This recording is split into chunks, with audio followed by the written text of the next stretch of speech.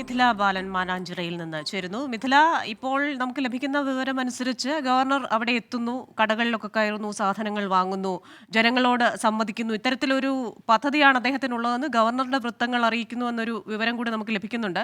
ഇതുമായി ബന്ധപ്പെട്ട എന്തെങ്കിലും സൂചനകൾ അവിടെയുള്ള സുരക്ഷാ ഉദ്യോഗസ്ഥർ ലഭിച്ചിട്ടുണ്ടോ? അവിടെ നിന്നുള്ള വിശദാംശങ്ങൾ.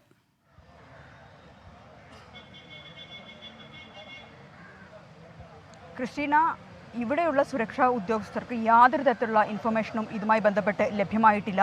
അത്തരം സൂചനകൾ തന്നെയാണ് നമുക്കിവിടുന്ന് കാണുന്നത്. കാരണം ഗവർണർക്ക് സുരക്ഷ ഒരുക്കാനുള്ള ഒരു തന്ത്രപ്പാടിൽ തന്നെയാണ് പോലീസ് ഉള്ളത്. കാരണം യാതൊരു തരത്തിലുള്ള മുന്നറിയിപ്പും ഇല്ലാതെയാണ് ഗവർണർ ഇപ്പോൾ കോഴിക്കോട്ടേക്ക് എത്തുന്നത്. പോലീസിൻ്റെ സംരക്ഷണം വേണ്ട എന്ന് ഗവർണർ പറയുന്നുണ്ട്.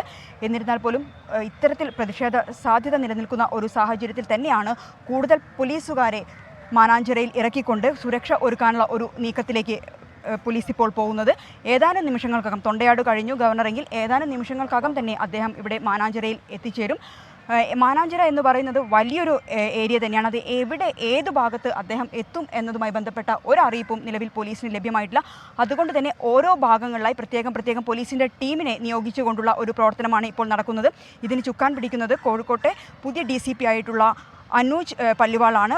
അദ്ദേഹത്തിൻ്റെ നേതൃത്വത്തിലുള്ള പോലീസ് സംഘം തന്നെയാണ് ഇവിടെയുള്ളത്. നമുക്കിപ്പോൾ ദൃശ്യങ്ങൾ കാണാം. ഓരോ ഭാഗത്ത് കുറച്ച് ടീമിനായി പോലീസിനെ വിന്യസിച്ചിട്ടുള്ളതാണ്. നേരത്തെ സൂചിപ്പിച്ചതുപോലെ തന്നെ വലിയൊരു ഏരിയയാണ്. അദ്ദേഹം ഇവിടെ ഇറങ്ങി നടക്കുന്നു, സാധനങ്ങൾ വാങ്ങുന്നു, ജനങ്ങളുമായി സംവദിക്കുന്നു എന്ന് പറയുമ്പോൾ മാനാഞ്ചിറയുടെ ഏത് ഭാഗത്താണ് അദ്ദേഹം എത്തുക എന്ന ഒരു ഇൻഫർമേഷൻ പോലും പോലീസിനില്ല.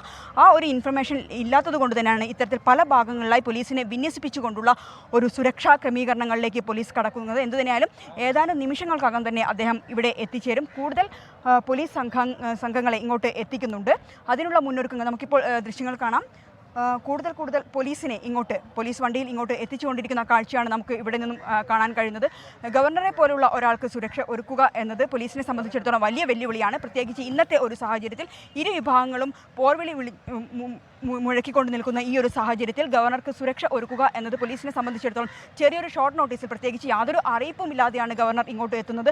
അതുകൊണ്ട് തന്നെ പരമാവധി സുരക്ഷ ഒരുക്കേണ്ടത് പോലീസിൻ്റെ കടമയാണ്. മാത്രമല്ല ഇത്തരത്തിലുള്ള പ്രതിഷേധം നിലനിൽക്കുന്ന സാഹചര്യത്തിൽ എന്തുതന്നെയായാലും ഒരു പ്രതിഷേധ സാധ്യത ഈ മാനാഞ്ചിറയിലും പോലീസ് ഇപ്പോൾ കാണുന്നുണ്ട്. അതുകൊണ്ട് തന്നെയാണ് വലിയൊരു വേഗത്തിൽ ഇത്തരത്തിൽ കൂടുതൽ സേനയെ ഇങ്ങോട്ട് എത്തിച്ചുകൊണ്ടുള്ള ഒരു സജ്ജീകരണത്തിലേക്ക് പോലീസ് കടക്കുന്നത്. ഏതാനും നിമിഷങ്ങൾക്കകം തന്നെ അദ്ദേഹം ഇങ്ങോട്ട് എത്തിച്ചേരും. ക്രിസ്റ്റീന.